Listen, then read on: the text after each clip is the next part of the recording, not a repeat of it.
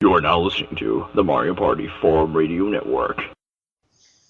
Okay, unlike the PlayStation 2 and the Xbox at the time, the GameCube actually used its own mini DVD-based disc, and it pretty much enabled DVD video playback for the games and audio CD playback from the disc, which is a first for a Nintendo console. I think the GameCube was kind of on par with the Wii.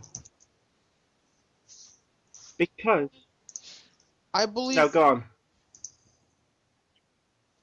um, in its way, I feel like the Wii at this current generation, although in terms of technology, it is a baby step above the GameCube, but in some instances, I do find that some games, from a technological aspect that aren't first party, aren't really up to par with what it can do.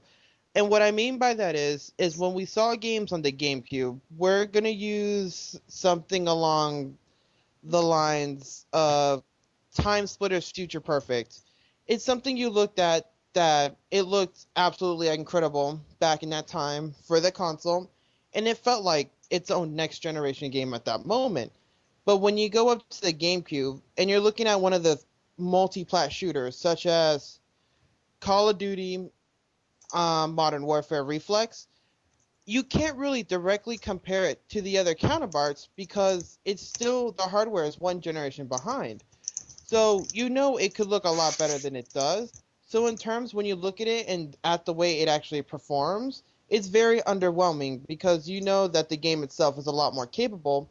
Unlike that when you compare Time Splitters Future Perfect on the Xbox and PS2, which they were all pretty much equivalent in their Well, own way. what I mean is Twilight Princess is what I'm thinking of. Because I don't... I haven't played the GameCube version, so I'm not positive, but I doubt there's very much difference between the two versions. The I only know, difference between Twilight Princess for both Wii and GameCube is that they're pretty much parallel. Like pretty much Link and the GameCube is like left-handed, like past Zelda games. But in the Wii version, it's like all parallel. So Well, pretty much Link well, is I meant like right-handed just for the Wii. graphics-wise. Okay, Yeah, never mind. nah, I thought you meant like graphics-wise. overall. No, graphics pretty much the same thing. I've played Yeah, both. They're pretty much like the I'm same. looking at a YouTube video at the minute. I will post it in the chat, and people watching, I will post it in the topic. Uh, I'll post any links that we post in the topic. And it shows like both versions, and I honestly can't tell much difference apart from like maybe load times, probably. yeah, Let's I see. I have heard among the Zelda community that the GameCube version is actually more preferable to the Wii version due to the fact that they prefer the normal Yeah, dual stick controls compared yeah. I to was the gonna actual say the remote controller would be controls. easier for the GameCube. But graphics-wise, it doesn't look that different.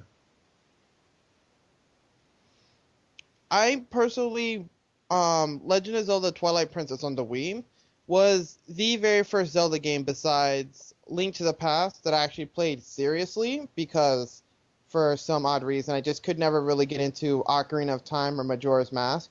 I know, cue the gas. I'm Oh, sure I'm plenty of not you either. are, but I'm not into Zelda um, as a series much. yeah, I am. they just never sparked my interest. I bought Ocarina of Time 3D for my 3DS. I played it like 5 times before. I just don't feel it anymore for that. I just could not get into it. But back to the Twilight Princess, the motion controls weren't as Yeah, bad as people made them seem. For me, they worked pretty well. There was definitely worse motion controls on the system for sure, which is funny because the worst ones came later in the console's life rather than Twilight Princess, which was a lot more in the earlier stages. And they just worked how you would expect any game with a sword and a shield to work. It's not a complicated thing. It wasn't very cumbersome as some other games overdid it to be. Um, Aiming was aiming how it was supposed to be done. You would swing the sword back and forth. I think that's the only thing that probably got annoying for some people was the combat got really repetitive with how you just swing it back and forth and just do the same move. Although you could throw combos in there with holding, I believe, the Z button and then swinging to do like a Yeah, and forward then if swing you and some other pushed it forward, nonsense you in did like there. a thrust and. Yeah. But the graphics aren't different. So what I'm saying is the graphics level of the GameCube and the Wii isn't that different because the graphics are basically the same. Yeah, and which was very disappointing with the Wii's hardware is that same feeling. A lot of the Wii games, such as The Conduit and Mario Galaxy, definitely push the system to a new level, but in general, about 90% of the library really doesn't, and a lot of the stuff could have easily been confused as a Well, GameCube title. The Wii was pretty much just mainly shovelware. If you get It no, go on. it got the Wii. I don't want to say it was exactly shovelware because I have a big list of stuff that I really do enjoy on the console. I just feel like it was given the leftovers on a lot of things. And like for example, what I mean is Dead Space Extraction. When Dead Space was first announced for the Wii, everyone was excited, ecstatic. The Wii community finally felt like they were being listened to, and they pretty much got smacked in the face by an on-the-rail shooter. Now, don't get me wrong, I loved Dead Space Extraction. It was a really good game. It wasn't scary, but it was really good. I enjoyed it. I felt like it added that extra little plot line that I was looking for, but it was not the game people wanted. People wanted that third-person horror action experience they got from the PlayStation 3 and the Xbox 360 and the PC, which could have, I honestly think, it could have been done because Dead Space was actually released on the iPod Touch, which I have owned. It looked absolutely fantastic on it, and it played perfectly well on a touchscreen. Now, why are you telling me that that would not convert into the nunchuck and the Wiimote? Yes, the Wii is not as powerful as the Xbox, but it definitely is as powerful as the iPhone. So why couldn't have they just put in that extra effort to make it like that? I felt like it was a quick cash in rather than it was meant to cater to the fans. And to put a prequel on a system that none of the other console owners had pretty much it didn't make sense. I kind of feel that way right now with the Kingdom Hearts games, how they're jumping all over the place. I mean, they went from the PlayStation 2 to the Game Boy Advance, back to the PS2 where they made the actual full game version of Chain of Memories, to the DS, and then to the PSP, and then back to the DS and back to the 3DS, all while Kingdom Hearts 3 is in a limbo out there, but they're continuing the story of the main PlayStation 2 game and like these thousands of other little Well, no, spin-off they're all games. connected. They're not all really connected, spin-offs. They're all part of the same storyline. It's just And what I mean is, it's unfortunate that the fans of the series have to go all over the place to be able to experience most it. series where the owner doesn't have a console tend to be like that. Which is true, but what I've seen a lot happen with that nowadays is that they at least keep it multi-platform and they just strictly throw it from a actual full-blown console to a handheld. The problem with that though is the multi-platform is how do you go multi-platform with handheld games? Because what is that? Is the PSP and the DS at that point, and they're completely different consoles, graphics and wise and whatnot.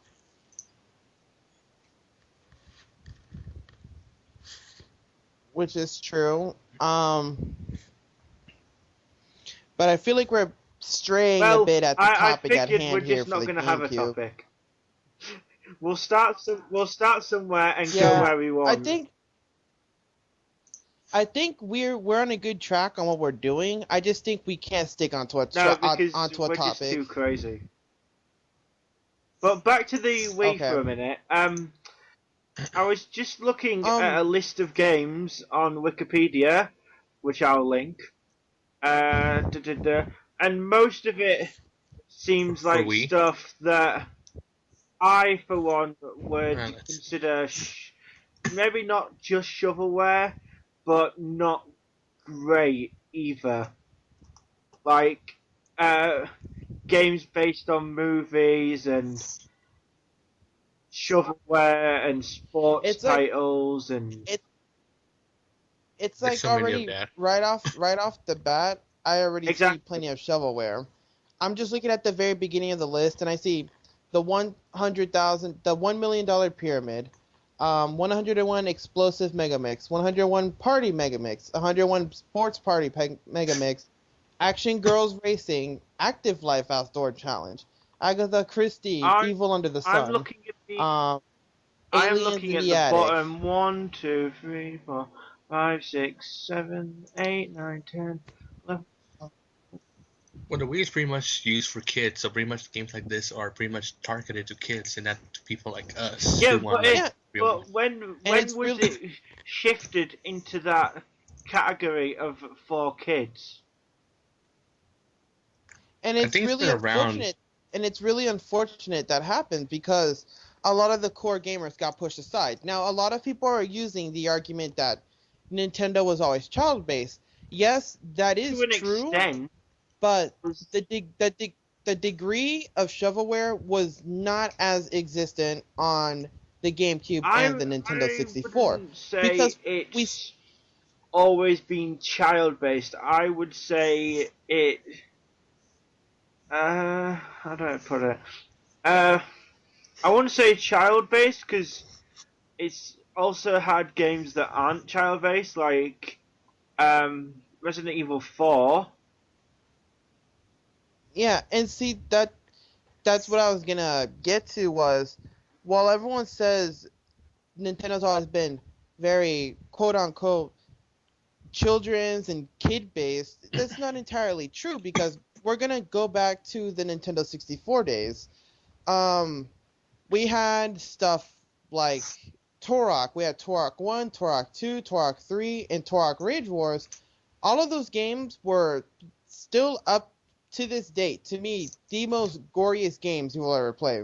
I mean, they honestly gave you a shotgun with explosive shells where you literally could blow off the limbs off the enemies and have, like, Niagara Falls worth of blood flying everywhere. You had Conker's Bad Fur Day, which was the first legit, absolutely most censored game of all time, in my opinion. We have all these other games out there, but nothing could come close to what that game provided in its adult content. We're gonna fast forward to the GameCube. Like you said, we had Resident Evil. What was that other game? Eternal Darkness. We just had it had a lot more third-party support multi-plat wise because it pretty much caught most of the games all the other consoles were getting, except for the exception of a few games. But in general, it got what most of the other consoles were getting. Now, the problem with the Wii is that it's barely catching 20% of what everyone else is getting. As an example right now with Sonic Generations, they use the excuse that, oh, the Wii isn't next generation, so we don't want to make it for that, blah, blah, blah, and all this other crap. Well, as much as I hate to say it, the Wii is next generation in its way that it introduced motion control gaming to the general masses. It got people who wouldn't play video games to play video games. Yes, the hardware is underpowered, but they decided to license a 3DS version of the game to DIMPS, and everyone's using that as an argument of, well, why are you making for the 3DS and not the Wii?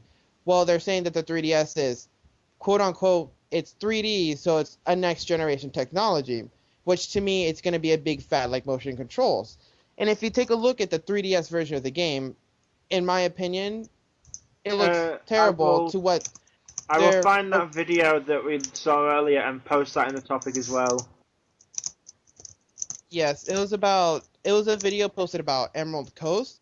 It is blurry, so don't expect the perfect quality, but the message, just by looking at the stage message design, of it looks like shit goes across. pretty much. You see the stage design, how much foliage is in the stage, which is pretty much non-existent, and the same 5 textures are used the entire way through.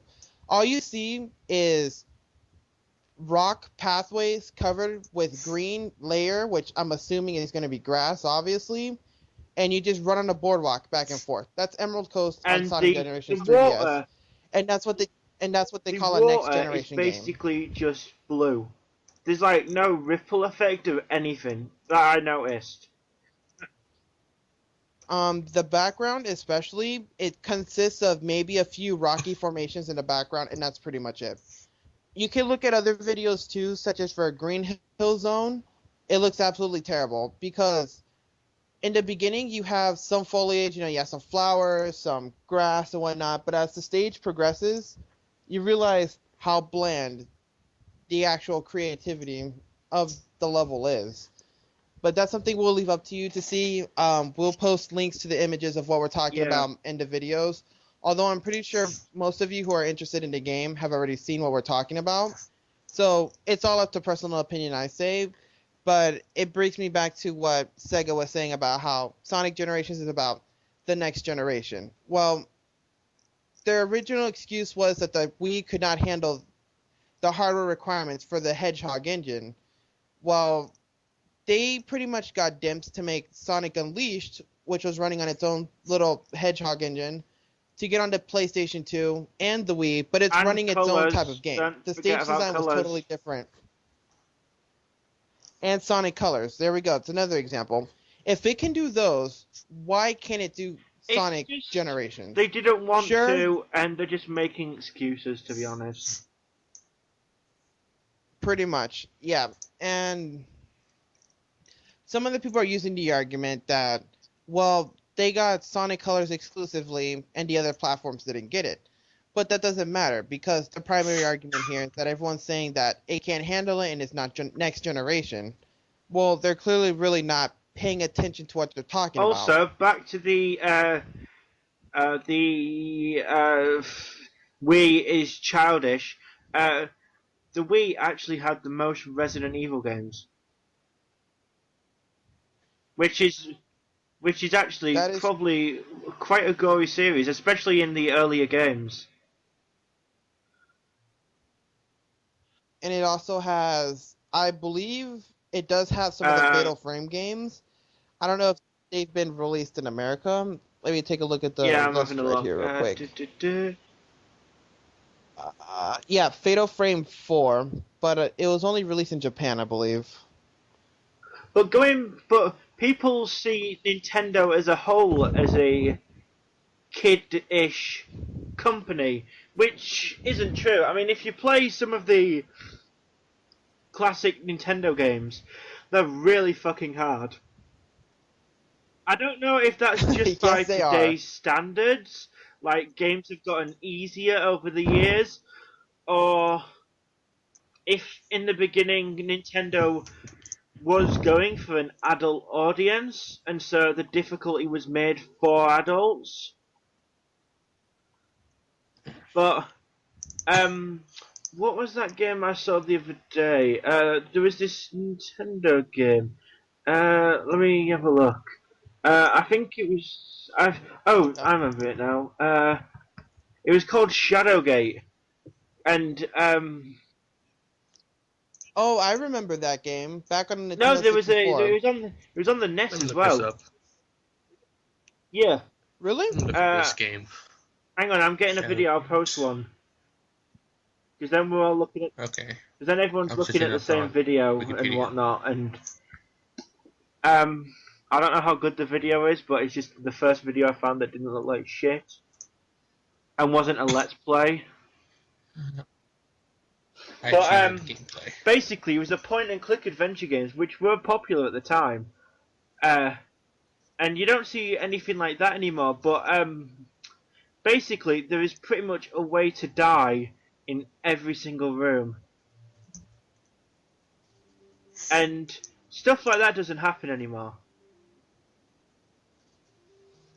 It really does not. I feel like Nintendo's the only one that actually provides their own quality stuff on their own platform, just as Sega did back with the Sega Dreamcast. While there were other quality titles such as Soul Calibur, House of the Dead, Resident Evil Code Veronica, and stuff like that. Pretty much when they lost that third-party support, and all they had was pretty much their own games to keep it afloat, which were not very many IPs at the time. They had the Sonic Adventure games, Echo the Dolphin, Jet Set Radio, believe one more, Daytona USA. Well, that was not enough to actually keep them in the business. So eventually at that time, that's when they unfortunately went defunct. But I highly doubt something like that's going to happen to Nintendo within the near future. I just hope that it's a really tricky situation because as we saw with the release titles for the 3DS, Nintendo claimed they didn't release any first-party games because they wanted to give the window to the third parties. Well, the third parties pretty much gave us remakes, Rayman 3D, as if we needed a 10th remake of that game. Super Monkey Ball. Super Monkey Ball, which was pretty much a tech demo. If anyone has played that game, you'll know what I'm talking about. That could be beaten within like 2 hours, and there's only 3 party games. Why would you give it a downgrade of what the past game had, like, 50 mini games back in, like, Monkey Ball Step and Roll, to just 3, in which they all controlled terribly, might I add. What else? Splinter Cell was terrible. It was horrible launch. And as time went on, pretty much Ocarina of Time came out, which kind of revitalized a few people on the system. Eventually, Star Fox came out, and right now Super Mario 3D Land. Now we're getting to the good parts of the 3DS now.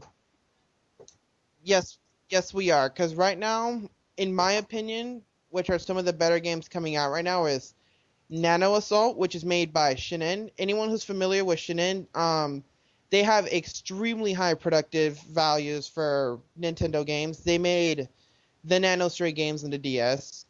They made Jet Rocket for the WiiWare, Fast for the WiiWare, and that's pretty much it for their track record. All of them have been pretty well received. Those of you who have played the games know that the graphics, especially in Jet Rocket and Fast, are actually, a lot of people have said, are actually better than most of the games that are actually commercially available for the Wii. I was just thinking as well, Nintendo is one of the few companies. Now, I've heard the argument before that Nintendo just releases the same 5 series over and over again. You know, Mario, Pokemon, Metroid, Legend of Zelda, etc. But the point is, it's not that they release the same 5, it's that they release their own games, while Sony and Microsoft are mainly third-party games.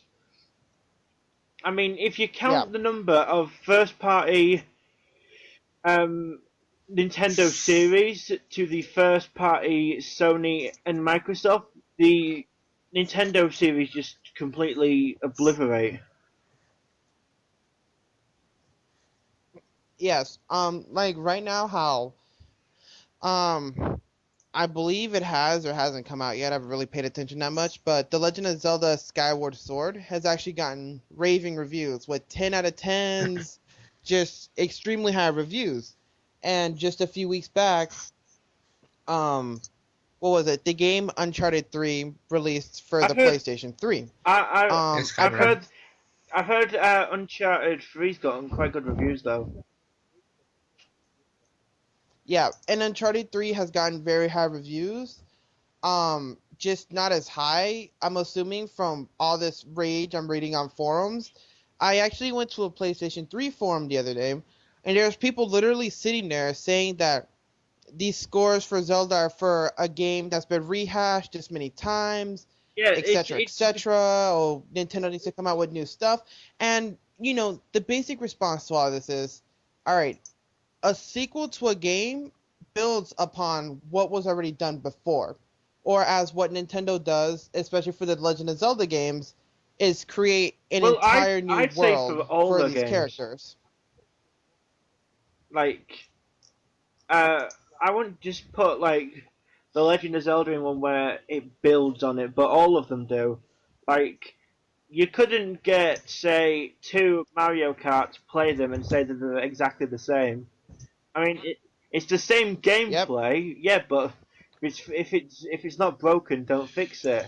So, but they improve Exactly. upon the items and the characters and the levels. I mean, like the last Mario Kart Wii was just normal driving, and now they've added like the flying and the underwater, and it's stuff like that Yep. that makes Nintendo what I would probably say the best first party developer in terms of their Yeah. own games, not all of the games on their consoles. And it's like today I was actually having a discussion with one of my coworkers about he's a big Xbox fan. He claims he's what this breed of gamer nowadays call themselves the hardcore gamers apparently. He was talking about how something about Skyrim and something else, and I mentioned, yeah, the last new game I bought was Super Mario 3D Land, and then he's like, "Oh, you have a DS? That stuff's for little kids, Mario this and that," and just going off on this rant.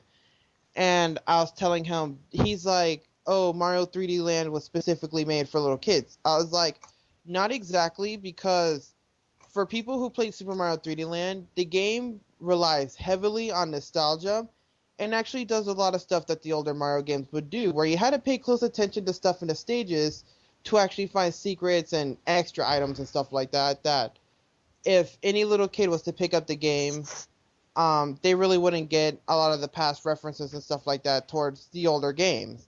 They'll just think it's a new Mario game with just Yeah, a completely lot new of stuff or whatever. Nintendo games And I in went on, general do that, like reference their older games in the series. Like, I'm and trying to think of a good example. I know a good example. Legend of Zelda Skyward Sword. There's a video. Have you ever seen the No, trailer for I'm Skyward Sword? I'm trying to stay away from videos of that. Pretty much I think Gutaku showed me this, but you know Skyward Sword trailer, like some person like made it backwards, and I'll show Yeah, you this. Hold on, I'll try to post find it, it. and then we can show the Skyward lovely. Sword. a good example in the meantime would be in Super Mario 3D Land, there's actually a stage where it's actually a recreation of one of the old Yeah, Legend of I Zelda actually dungeons. heard about that and one. there's That and it's really neat because there's just one part of the stage where if you solve a puzzle, which is pretty much you got to throw a fireball onto some of the torches that opens a door, the chime from the Legend of Zelda actually comes up, and that was an extremely is neat touch to awesome. it that anyone who's played that game in the past would pretty much just smile at that because they pretty much know what that is. See, Alright, I stuff found like the that is trailer. really cool. Here you should like listen to it. It's pretty much Skyward Sword reverse, and you'll recognize the song. Like I don't think anyone. I don't know. I found it like it's a cool secret for people who play like the original Zelda games. It happens like in like Hang the on. 10-second marks. Just listen to it. You don't have to watch it. Just listen. If you play Ocarina, you'll recognize it immediately.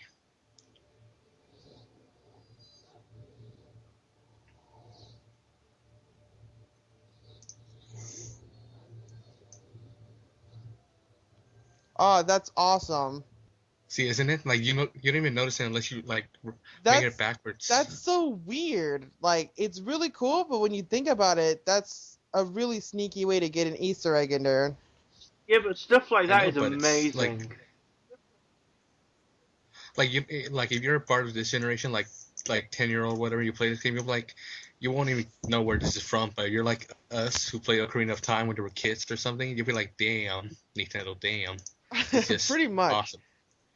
And Like a you lot just of the said, time, this is pretty much like you pretty much said this is like a sneaky thing for Nintendo to do. they cater to their fans, pretty much. And, just as Sony and Microsoft do with Halo and Uncharted, Killzone, Ratchet and Clank, and all that kind of stuff, they cater to what the fans Away- want. Away And at times, And the thing with their fan bases is they're very peculiar and picky on what they want. I do believe one of the new the Ratchet and Clank games, All for One, hasn't been exactly on the top of everyone's favorite list by the way it plays, and that's because they're not as open to when companies try something new. So that's why they just continually doing the same thing over and over again, which, to me is not a bad thing. I don't really care because, more of the same can be good, but it kind of keeps the genre a little Away bit stale. from the Easter eggs and whatnot for a moment, and back to easiness nowadays over the difficulty in games in the past. Newer Mario games, I've noticed especially, have had this mode where if you die so many times, it basically does the level for you, and stuff like that just really annoys me. Yeah, Yeah. they actually did that in Yeah, Super I've heard Mario about 3D that. Land. That's what I was thinking if, They did. about. if you do it, Yep. if you die 5 times, when you respawn, next to you is going to be a Tanuki block. And when you break it, pretty much what comes out is, I believe it's a yellow or white Tanuki suit that makes you invincible. And it literally can destroy anything. Spike balls, anything that pretty much tries to kill you, you just touch it and Really, it I instantly thought it was destroys just like a it. And star it and a doesn't. Tanuki suit. Yeah, so did I. Yeah, Pretty but much, that's what it is. Yeah, but like spike balls, Tanuki stars don't get rid of Tanuki. Get rid of spike balls, did they? I never tried it in this game because stars are kind of rare, but yes, with the Tanuki suit that you get from dying 5 times, it does destroy everything. I really pretty don't much. like that. Then I like it less than I did before. Yeah. If it's just people nowadays are not open to difficulty, and if a game's too hard, then they complain. When back in the days Yeah, of classic Mega Man, games like that were the best. Everyone liked them. And it's like right now from a video I watched the other day where they're like, pretty much it demonstrated what Quake 2 would be like if it was made today. And it's true. It's a disturbing trend in a lot of games where the games literally act as if the player is stupid and doesn't know anything. Especially in first-person shooters. We know the genre right now is extremely oversaturated. Everyone has played some kind of first-person shooter from this generation, and they all start off the same way. You start off in whatever it is the game's about, and then it tells you, go to the left and pick up a gun. Now aim down the sights. Now do this. Push that button. Do this. All right, head down the hall. Like, you head down the hall, pass through a door, checkpoint. I mean, really, is it necessary to have a checkpoint every 5 feet? What happened to the challenge of games like, the original for Legend example, of Zelda? Dark Souls and Demon Souls? I'm pretty sure a lot of PlayStation 3 fans and now Dark Souls is multi-platform will be familiar with the fact that the game only checkpoints once, and that's when you enter the dungeon. So if you die pretty much an hour into this dungeon, well, guess what? Everything is lost, and you have to start from the very beginning again. I was going to make a point and I've forgotten what it was. Oh yeah, tutorials. Tutorials are another thing I don't like.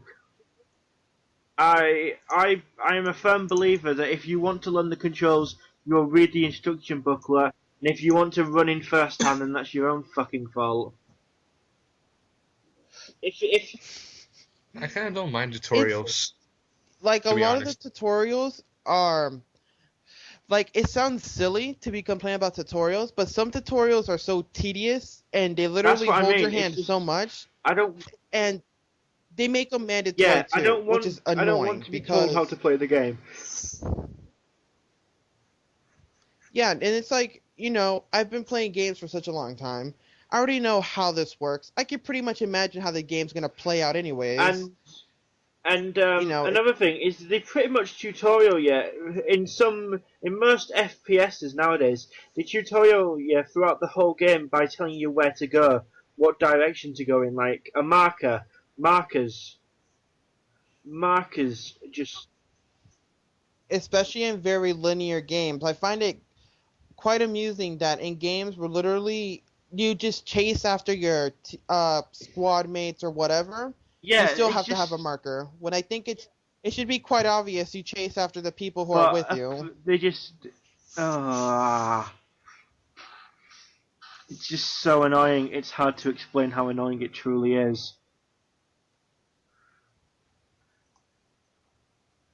And it's like, now that I think of it, I'm looking at it right now because I'm just looking to the side. One of the games this generation that actually did a very good job on starting you off is Dragon Age Origins. I don't know if any of you guys have No. played that game before, but the No. game pretty much for it only tutorials you on like 3 simple menus, and that's it. When you get in battle, it's like, all right, you just hold the left and right bumpers to access the attack screen and just push whatever button you want and just beat them up with it. And then it's like, all right, for your inventory, just push select, it's right there. And then the game just lets you play on your own. But there's other games that literally stop you every 5 feet to tell you, Yeah. that's a door. That's a door. Press That's this this. button to open That's the that. door. That's a person over there. You might want to talk to them. And it's like, okay, oh, okay, I get it. I get it. You don't have to tell every single Yeah. little thing to me. No, I want to understand where this became how it works. Like, what was the point in video game history where tutorials became a thing where they happened every game? Like, what was the first game where in the game it gave you a tutorial? I have no idea. And then as I'm thinking back on that, if any one of you guys have played any of the earlier Turok games on the Nintendo 64, especially Turok 2, you will know that that is literally, no lie, the stages in Turok 2 are the longest and most complex stages I have ever played in a first-person shooter game up to date. You will literally get lost for weeks in these stages because they are so massive. There's no waypoints, there's no tutorials, there's no voice guiding you around, nothing but your pure senses of if you have to save people, you hear them crying in the distance and you have to run towards that direction, blast down the wall or whatever it is to get to them. You need to light up some beacons while you look up in the sky, find the tall towers and climb these things and just do it yourself. And then when you finally do all your objectives, you know that you pretty much have to go to the very end to get to the totem pole, I believe it was called, and you had to find your own way there. Any of you guys, I would recommend you try this game if you have not, so you can see what I'm talking about. I do strongly believe if that game was to get re-released nowadays, it would get extremely negative reviews for being complicated, for being difficult, confusing, all the above, just because people are so used to having their hands held in the games, which is very disappointing. And it's like I remember when Doom 3 was released, pretty much you had a nice little overlay come up in the beginning while you would move around saying, use this to shoot, use that to move around. You're like, all right. And then when you got your PDA, the character would just tell you, oh, just push E to access your PDA. It tells you all this crap. And you would just go from there for the rest of the game, and it would just leave you to find everything out on your own. It's just modern games are so dumbed down. It gets to the point where they're boring compared to classic games. Some of them, anyway. Like, games with forced tutorials that drag on for hours just get to the point where you don't want to play them.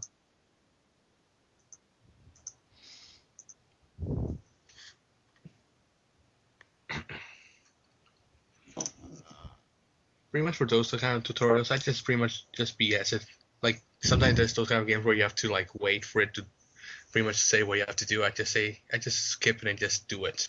Like just continue on doing like within like 2 minutes. Then you finally go on in the story. Yeah, but sometimes they don't let you. It's just like, first-person shooters that have those fucking like target practice ones, they're just. Yeah. I know how to. I know how to Yeah, those shoot are a annoying. I know how Yes, to they shoot are. a fucking gun. Leave me alone. You just I press mean, the button. how many That's FPSs have come out in the last like month? Exactly, and I just love the characters' reaction to the game too. They're like, very good, very good. Now shoot from the hip. That is excellent. You're ready for combat. Yes, thanks. Because holding R1 while pushing, actually no, reverse. Holding L1 while pushing R1 to shoot something is such a difficult task that I haven't done in 50 Exactly. games before. And when they all get released in the same month, and you're doing that about 4 times in one day sometimes, yeah, it just gets to the point where you don't want to play them anymore. And it's like one game that I know was universally hated. I'm probably gonna get lashed for this, but there is a game released back in May called Brink that was pretty much very strictly multiplayer based. It had bots and stuff like that, but it was one of those games that played better with humans. Um, it got panned for being very complicated and not really explaining what you're supposed to be doing. It had its optional tutorials for you, but I like that because as I played the game, I experimented to see what would work and what didn't work, and pretty much my own style of gameplay that wasn't forced upon me. And it just feels better that way because you feel like you accomplished something and that you pretty much did what the developers wanted you to do. Brink was one of those games where when I first heard about it, it seemed awesome. It reminded me of like a first-person shooter mixed with something like Mirror's Edge. It was that, and pretty much it was an oversized assault game mode And then as an actual game. the closer And- it got, I just sort of lost interest and never ended up actually trying it. I could see at the beginning where a lot of the hate for the game came from because the game was broken when you first got it. No lie, when I first got Brink, it was actually a few months afterwards, and pretty much I had there was 3 or 4 patches I had to download that fixed graphical issues, balance issues, networking issues, all this other stuff. But you can't help but to feel bad for the company because pretty much by then the community was dead because the problems were so terrible that no one really wanted to sit around and wait for the patch while there was other games Well, coming out at that time. that actually leads me on to 2 points. I'll start off with modern gaming and updates. I thought, what did I buy? About 3 weeks ago now, I bought Rage for the PS3. And the first time I put that in, it took me 45 minutes of updates before I even got into the start menu. And this was the first day it came out. This was release day in Europe. And it took me 45 minutes of updates and installing things onto my hard drive before I even got to the fucking start menu. Yep, and a lot of the time, stuff like that sucks because, for the people who have other things to do, such as work or something like that, say if, you just got home from work, you just bought the game, you're just ready to play the fucking thing because you're tired, you pop it in your PS3, installing, and that little bar is moving so slow.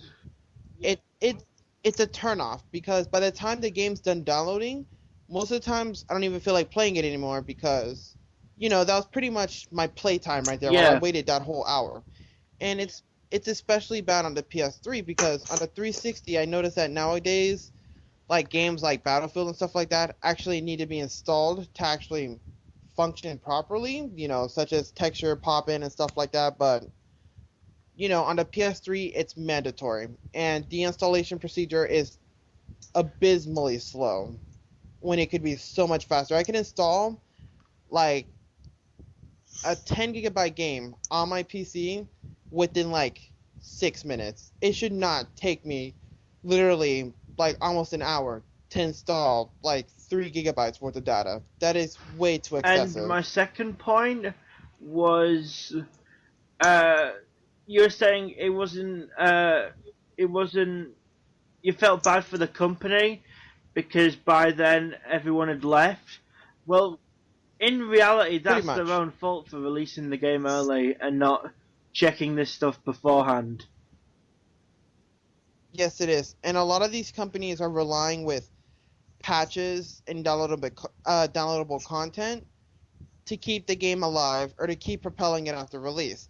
Now, downloadable content has been around for a very long time. So while a lot of people use the argument that downloadable content is ruining games, that's not entirely true because it's been around for a very long time. Quake 1 back in the days, they were called expansion packs, as most of us know. Quake 1 had its expansion packs back in like the 90s. Quake 2 had expansion packs. The very first Doom had expansion packs. Roller Coaster Tycoon had expansion packs. Half-Life had its expansion packs. Everything had their expansion packs that was actually sold as a full-price game back in the day. Now, however, the problem nowadays is like, since now it's released digitally, they think they can get away with selling 5 maps for like a good $20. I am sorry, but 5 maps is not worth $20. You know Gears of War 3? Yes. Some of the early DLC for that game was actually on the disc, and they just locked it. Yep, just like with Marvel vs. Capcom 3.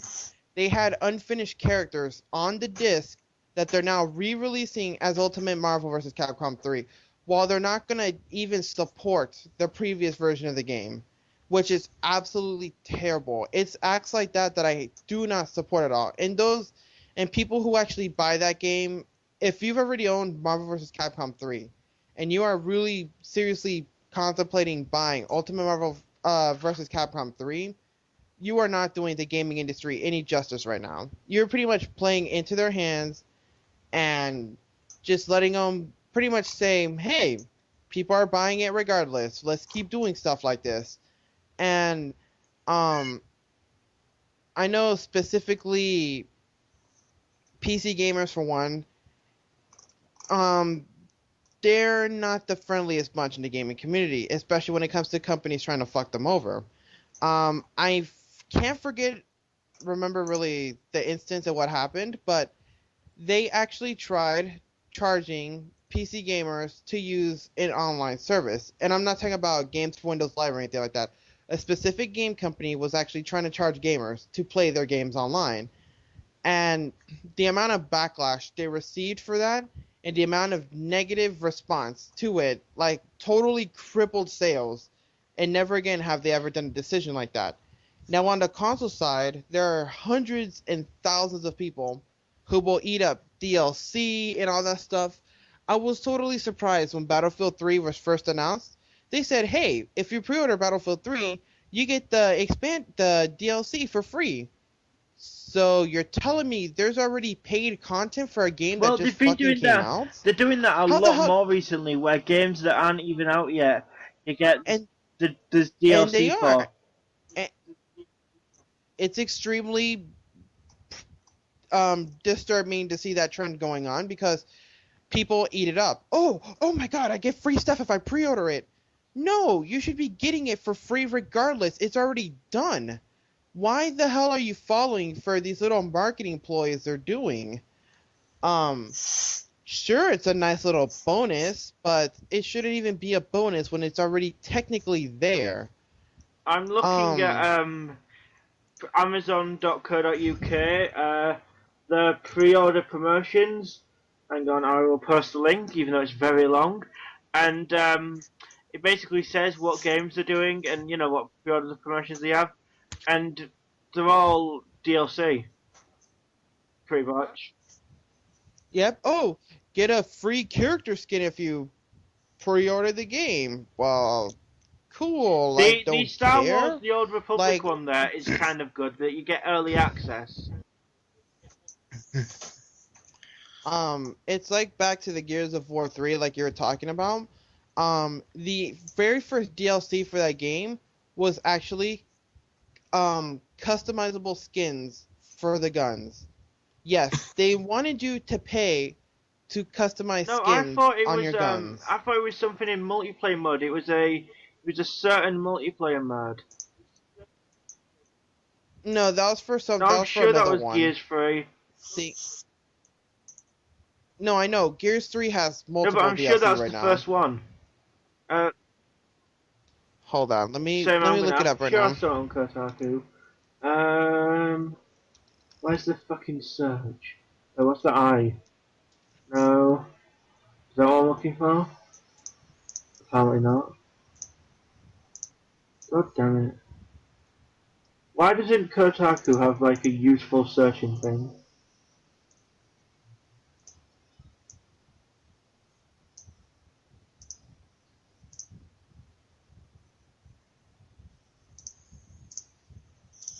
I just saw the word DLC.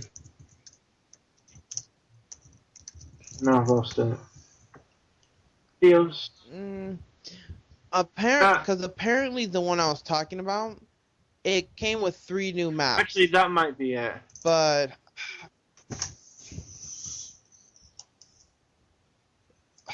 I because I remember reading somewhere there's actually one specifically for. Okay, Just have a look at now this. I Hang on. remember what This happened. is the head of this is some guy who works for Epic talking about DLC. I'll read it. There's an argument, a very good argument, that whenever a game launches with downloadable content alongside it, that's a bad thing because that content could either have gone into the game itself or the energy spent making it could have been used making the game better. Uh, Epic Games, developer of Gears of War 3, say otherwise. In an interview with Game Informer, Epic's Rod Ferguson said, "What people need to understand is that extra content is something that you have to plan." His colleague, Cliff Blazinski, adding, "You don't just lift up a rock and say, oh shit, there's new levels." What a dick. Yeah, back. No, it's Sorry alright. to interrupt you on that, but he's one of the icons in the gaming industry right now that I have zero respect for. I was actually Yeah. talking to you earlier about him, on how Mhm. he's an asshole. He's very egotistical. He thinks he's hot shit, and it's like, um, what happened was there was actually an indie game conference in England. This was about a year ago. One of my favorite indie game developers, which his name is Cliffsky, coincidentally, he was there with a bunch of other indie developers. Apparently this guy Cliff Basinski was there, and while Cliffsky was talking to pretty much his colleagues about how they want to connect with users and their customers in a new way to help improve sales and the experience of stuff like that, make it more one-on-one, would be better. And then Cliff pretty much jumped in saying that they were stupid and they didn't know what they were talking about. And I'm like, and of course, pretty much from there on out, Cliffsky made a huge blog post calling him out on it and stuff like that. And one time on Cliff Basinski's Twitter, what was it? Someone, because if you ever watch any videos that he narrates, like I know he's done stuff for Bulletstorm before it came out and some other stuff. The guy thinks he's hot shit, as I've already said before. He thinks he's funny. He thinks he's the coolest guy around. Whatever, whatever, whatever. Well, there's people hating on the video, of course, in the comments section, saying he's gay, saying he's whatever. Um, he went ahead on his Twitter and said these people are a bunch of idiots. They're morons, and he posted a picture saying they wish they had this, and it showed like 3 fancy cars with these 5 girls who thought they were hot standing in the picture. And I'm like, wow, like seriously, who the fuck do you think you are? Honestly, like really, who do you think you are? Yes, you make all these macho manly man games here, but does not make you top shit of the industry, just so you know.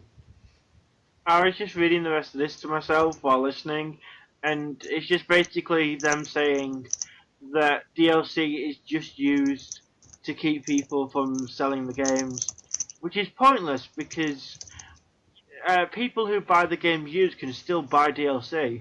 It's not like it's something that only people who buy it new can use. It's just him making up an excuse. Exactly. The whole war against used games is really stupid. It's almost as identical as the war against pirates. Why, if pirates didn't even plan to buy the game in the first place and they tend to download it for free, what difference does that make to them? They're not making any losses off of it. And I'm not saying I'm not encouraging piracy. I'm not a pirate or any of that. I'm just saying I'm using that as an equivalent to buying a used game. When you go to buy a used game, you pretty much went to buy the used game. You were not planning to pay the extra $10 or whatever to get the brand new copy. Some companies are actually saying buying a used game is as equivalent as pirating the game. So pretty much in a way, they're kind of insulting their customers. Well, they're not really technically the customers, they're not buying it new, but just the fans in general by saying if you don't buy new, you're a pirate pretty much because you're not supporting us. That's not really a way to encourage Yeah. people to buy new games. Well, pirating, as I see it, should be a way of people to demo games. Like, if they want to buy a game, pirating, because demos are something that should be available for every game. Yeah, and it bothers me that a lot of games And do not have that demos fact either. is because probably one of the causes of pirating. Because a lot of pirates I've heard from and talked to before have basically said that they pirate to try games out before they buy them to make sure that they want them. Because games can actually be pretty expensive, and buying a game that you're going to end up not liking is pointless. So, and if they're not going to give us a demo to allow us to try the game, then people have to take other means to do so.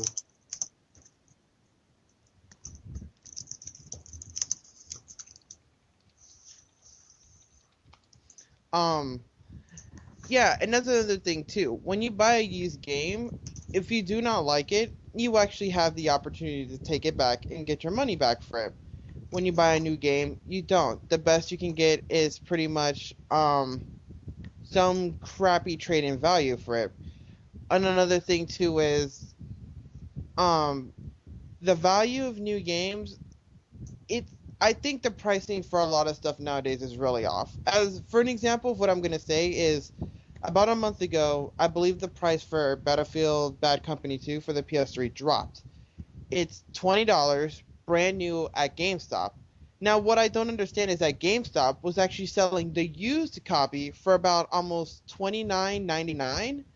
Tell me how that makes any sense that the new copy is actually cheaper than the used Was copy. it like a collector's edition or Now something? I understand.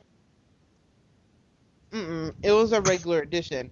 See, now, from a business perspective, I can kind of see where they're coming from because, I'm pretty sure when the game was traded in, they gave them a crap ton of money for it, trading credit or whatever, and so they want to make a profit off it. But what they need to understand, too, is that when the actual overall pricing for a product drops, everything has to go along with it. If not, your business practice is pretty much questioned right there. And I always ask the employees, I was like, is there a particular reason the new copy is cheaper than the used copy? They can't really answer that for me.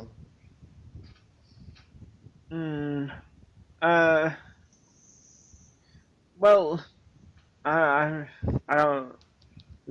I'm trying to think of something to say and I can't think of anything. I'm losing track of this conversation, Oh, to be yes. honest. I kind of feel like, to be honest, I don't want you to do anything with this conversation because I think it was terrible, some of the stuff I said. I think I was it kind gonna, of gets... I was gonna say something about the downloadable content. I'll pretty much say it right now because it's already. Pretty much Little Big Planet 2. Like my brother was obsessed over Little Big Planet 1 and he wanted 2. And I don't know if you saw this on Kotaku about the collection edition. Pretty much they had like 3 different kinds of collector's edition. Like what was it? I think Amazon. You know about Little Big Planet, right? With all the textures and all that. Yeah, go on. I think Amazon. Oh, never mind. I'll just freaking remember it. There's a bunch of pretty much DLC involved with the um collector's edition, like a bunch of Toy Story, not Toy Story, like a bunch of Pixar. I think Tron was part of it, and in Kotaku they made an article about it. Like Amazon had like one of those few things, like one of the DLC. Then another Yeah. site had like the other DLC. Then in GameStop, it had like all of the DLC. Yeah, It's like what the hell? Like pretty much Yeah, every Batman site had their Arkham own City different did thing that as except well, GameStop. where different places you would get different DLC, and stuff like that is just bullshit. It's like trying to, like, collectors would just buy every version, and that's gonna cost you a shitload. And it's just ridiculous how they can make so much money off of DLC. Because some people And will have especially- gone out and bought every version of the game. And especially if the game is heavily online based, we're going to use Call of Duty or something, for example. If every different retailer gives a different pre-order bonus, weapon-wise, map-wise, or something, it's going to completely fragment the community. And that's what happened last year with the release of Supreme Commander 2 on the PC. Best Buy had like an exclusive map pack. GameStop had a different kind of map pack. If you bought it from somewhere else, they had their own kind of map pack. And that really destroyed the community in the beginning because everyone was on a totally different page with the game. And some DLC, I don't understand how they can make DLC. Like, they say it's to stop reselling and stuff, but Uncharted 3, that's been out like, what, a week now? I was, Yep. the day of release, last Wednesday, I was looking on the PSN, and they already had about 30 different downloadable content multiplayer skins for characters from the Uncharted franchise, and it's just like, how Yeah. can they put all this on opening day and not, as DLC and not have put it in the game? Yeah, pretty much DLC annoys me with this kind of things, but I think the only good kind of DLC, if there is any, for me is Vesperia. Like if you go on Xbox Oh yeah, Live, you can um, buy if you give- experience. yeah, Julian. If you don't know what Vesperia is, it's pretty much an RPG for Yeah. Xbox. I saw this and I thought it was like somewhat cool for DLC. Pretty much you can buy, like, to level up like two Yeah, times or something. Like you if you're can buy stuck, too 10 lazy levels. to, Just because it's an RPG, you can buy levels. or you can buy Yeah, more you can- money you for can- the game itself, which I thought. Oh yeah, I actually read an article about that the other day. Yeah, I found it like pretty cool. Like not the DLC, like get Yeah, a bunch it's like of trading texture or whatever. real And money this- in for stuff to help you in the game, to make the game easier. Yeah, in Vesperia you can actually buy in Vesperia you can buy it. There's things like titles you can get by doing like special things in the game itself, but you can also buy it as DLC. Yeah, like if you're too Cross lazy or Edge, whatever. a PS3 like kind of RPG had stuff like that, where you could buy item and weapon packs and like you could buy equipment packs for each character, which you'd have like really good equipment for that character in. Yeah, pretty much those kind of DLC, not the one like, oh my god, you can get a new map within In the fact, first day if you want. No, I want. Speaking of, we were on about Ultimate Marvel vs. Capcom earlier. I was looking on Yeah. Kotaku earlier, I think, and I saw an article about how they've already got four. They've got 4 packs of DLC ready already for Marvel vs. Capcom, when the game is either not even out yet or has been out like 2 days. Yeah, pretty much those kind of games, like pretty much fighter games overall, they just sell like custom texture or whatever, like custom colors. Like, Ah, we okay go. then, like there's no point of buying it unless you want to look cool. copy. Hang on, I found the link. What? But yeah, I think we're finished for today. Yeah, has What, anyone the else got podcast? anything they want to say? not really. Wait, let me see this Yeah. article first. Yeah, this kind of things. I mean, they're cool and all, but it'd be better to actually, put in the disc itself since it's There coming is out release one day. thing in here that is the biggest, like, kick in the balls to fans of Marvel vs. Capcom ever, if I can find it. I'm trying to What is find it. This is not... No, I don't think this is the article, because the article I had, like... The article I was looking at had about 7 different ones. It had 7 different packs. No, I can't find... Wait, you can buy all these for $20? Yeah, that's like pretty much rip off. Unless you want to, like, I wouldn't even spend $20 for that. No, there'll be 48 Like, different Little Big Planet outfits for some- $20. Oh, There's that seems more kind of good. outfits, but I can't find Like, them. Well, let me try to think of another example. I think a good example for DLC, to be honest, would be a game like Brawl. Because if you think about it, it could improve so much if it had DLC. Anyway, what I was... Well, actually, speaking of DLC Go for on. that, sorry to interrupt, but there's fine. actually a very interesting article that Reggie Fils-Aimé from Nintendo actually said about paid DLC today regarding the 3DS. They're actually going to be enabling downloadable content on the 3DS, but Reggie said these words along with the statement.